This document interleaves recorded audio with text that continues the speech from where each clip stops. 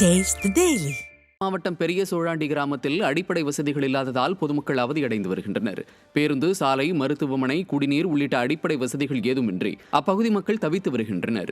மேலும் இங்கு செயல்பட்டு வரும் அரசு ஊராட்சி ஒன்றிய ஆரம்ப பள்ளி கட்டிடம் மற்றும் நீர்த்தேக்க தொட்டி ஆகியவை முழுதுமாக சேதமடைந்து இடிந்து விடும் அவல நிலையில் உள்ளது.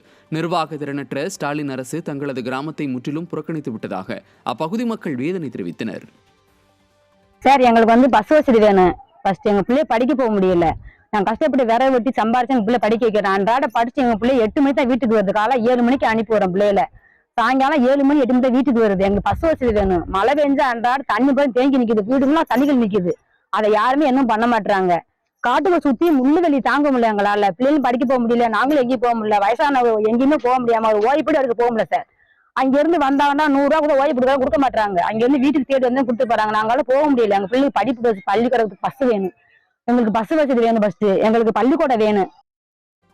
தஞ்சையில் தனியார் பேருந்தை அரசு பேருந்து முந்த முயன்றபோது இளைஞர் ஒருவர் பேருந்துகளுக்கிடையே சிக்கிய சிசிடிவி காட்சி வெளியாகி அதிர்ச்சியை ஏற்படுத்தியுள்ளது.